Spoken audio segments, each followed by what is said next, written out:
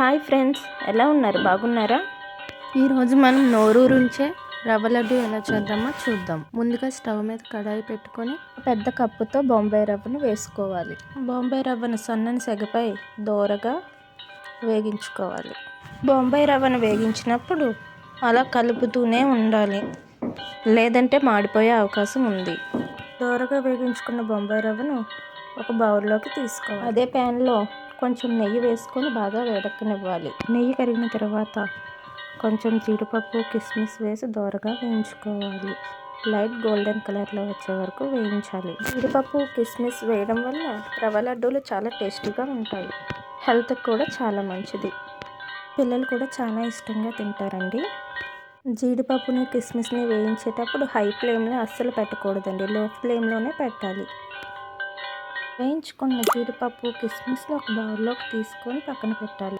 అదే ప్యాన్లో కొంచెం నెయ్యి వేసుకొని ఒక చిన్న కప్పుతో కొబ్బరి తురుమును దోరగా వేయించుకోవాలి.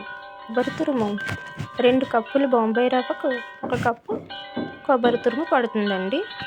లైట్ గోల్డెన్ కలర్లో వచ్చే వరకు వేయించాలి. కొబ్బరి తురుము ఇంకా ఎక్కువ వేసినా సరే ఎక్కువ రోజులు నిల్వ ఉండవండి, పాడైపోతే త్వరగాను. అందువలన 2 కప్పుల బొంబాయి రవ్వకు 1 కప్పు మాత్రమే కొబ్బరి తురుమును వేయాలి. దోరగా వేయించుకున్న కొబ్బరి తురుమును ఒక బౌల్లోకి తీసి పక్కన పెట్టాలండి. మనం ఇప్పుడు లోతుగా ఉన్న ఒక పెద్ద గిన్నెను తీసుకొని అందులో మనం ముందుగా వేయించుకున్న బొంబాయి రవ్వను వేసుకోవాలండి. అలాగే కొబ్బరి తురుమును కూడా వేసుకొని బాగా కలపాలండి. ఒక పెద్ద కప్పుతో పంచదార తీసుకోవాలండి.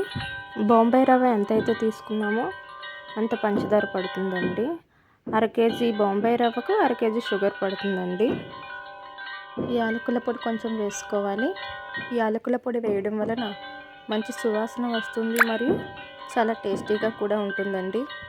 1/2 కేజీ బొంబాయి రవ్వకు 6-7 యాలకులు పడతాయండి. యాలకుల పొడి కూడా వేసిన తర్వాత ఆ మిశ్రమాన్ని బాగా కలపాలండి. Mixing mixing mixing mixing. చాలామంది షుగర్ని మిక్సీ పట్టేసి వేస్తారు, కానీ టేస్టీగా ఉండవండి. షుగర్ని షుగర్ లాగే వేయాలండి, మిక్సీ పట్టకూడదండి. పౌడర్లా చేస్తే టేస్ట్ అస్సలు ఉండదండి. మిక్స్ చేసిన మిశ్రమాన్ని మూత పెట్టి ఒక 5-6 నిమిషాలు పక్కన పెట్టాలండి. ఈలోపు మనం స్టవ్ మీద పాలను గోరువెచ్చగా వేడి చేసుకోవాలండి. అలాగే స్టవ్ మీద కడాయి పెట్టుకొని నెయ్యిని కూడా బాగా వేడి చేసుకోవాలండి. నెయ్యి ఎంత వేసుకుంటే రవ్వ లడ్డూలు అనేవి అంత టేస్టీగా ఉంటాయండి. మనం వేడి చేసుకున్న నెయ్యిను మనం ముందుగా ప్రిపేర్ చేసుకున్న రవ్వ లడ్డు మిశ్రమంలో వేసుకొని బాగా మిక్స్ చేయాలండి. అలాగే మనం ముందుగా వేయించుకున్న జీడిపప్పు, కిస్మిస్ను కూడా వేసి బాగా మిక్స్ చేయాలండి.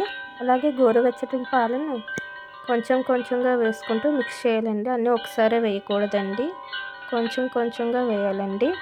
ఉండలు లేకుండా బాగా మిక్స్ చేసుకొని చిన్న చిన్న లడ్డూలాగా చేసుకోవాలండి.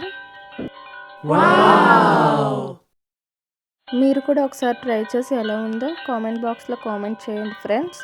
అలాగే లైక్, షేర్, సబ్స్క్రైబ్ కూడా చేసుకోండి ఫ్రెండ్స్. Thank you.